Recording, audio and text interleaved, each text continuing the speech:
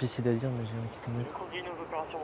Bonjour, Leslie de Utopia 56. Good morning, this is Leslie from Utopia 56. I'm calling because we're on Escardines Beach and we can see a small boat offshore at the end of the jetty of Gravelines port. Leslie is contacting the Coast Guard on the Opal coast in northern France. She spotted a small boat heading for the UK and is giving the Coast Guard information in case the migrants on board need help. Tu vois s'il y a des jets de sauvetage dessus? Leslie, Valentine and Arthur are members of the charity Utopia 56. Ils ont l'air pas mal nombreux quand même, selon l'impression. Since 3 in the morning, they've been driving up and down the Opal coast, looking out for migrants whose crossings have failed. Their van is packed with dry clothes, water and food. Alors, ça c'est la première chose qu'on ouvre. This is the first thing we open when we meet a group whose crossing has failed. There's hot tea, water bottles. There are also survival blankets and waterproof socks for those whose shoes have got wet. The UK is paying France over €500 million to prevent migrants from crossing the Channel, on the grounds the crossings threaten lives and undermine border security. But once the small boats are at sea, the French are not authorised to intervene unless those on board need help. Sometimes, like here, the Coast Guard is able to accompany the small boat for a period of time in case it gets into trouble. That little boat is not supposed to have more than 10 people on board, but there are 80 people on board.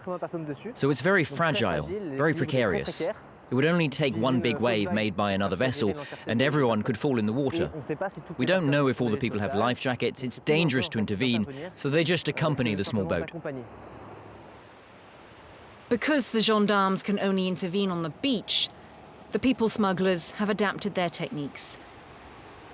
They use taxi boats which cruise along the shore, picking up passengers who wade into the water, staying just out of reach of the gendarmes. There are 6 people from the gendarmerie over there. They can see what's happening and they're in contact with the Coast Guard, but they can't do anything. It's like this over a 150-kilometre stretch of coastline here in the north of France. But footage has been filmed recently near Calais, showing French police wading into the sea as migrants try to board a small boat. The UK government and the French Interior Ministry want to change the regulations so that boats can be intercepted up to 300 metres into the water. Later that morning, a few hundred metres from the beach, French gendarmes find this group of migrants hiding in a wooded area. They wanted to be close to the sea so they could board a small boat quickly and avoid getting caught. We want to continue living freely. They shouldn't stop us. Instead, they should make it easier for us to get to the UK. The migrants ask us not to film their faces up close. Some tell us they don't want their families to see the conditions they're living in. This woman says she's from Kuwait, but is stateless. She belongs to the Bidoon minority, who are classed as illegal residents in Kuwait. I'm here for peace and freedom, and an official identity document. I was told there's a country called the UK, and that it's a country of freedom, peace and human rights. So that's where I'm going. They had been planning to make the crossing to the UK soon, but they were ordered to pack up and leave. The gendarmerie escort them to make sure they don't set up camp again nearby.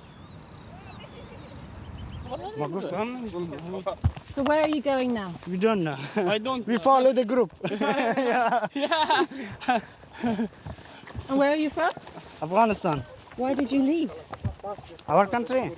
Yeah. Taliban come. Taliban close the schools, universities. Let's close it. We cannot work, yeah? You know, today, Afghanistan women, girl not free. They cannot go to school, they cannot go to work. Universities also.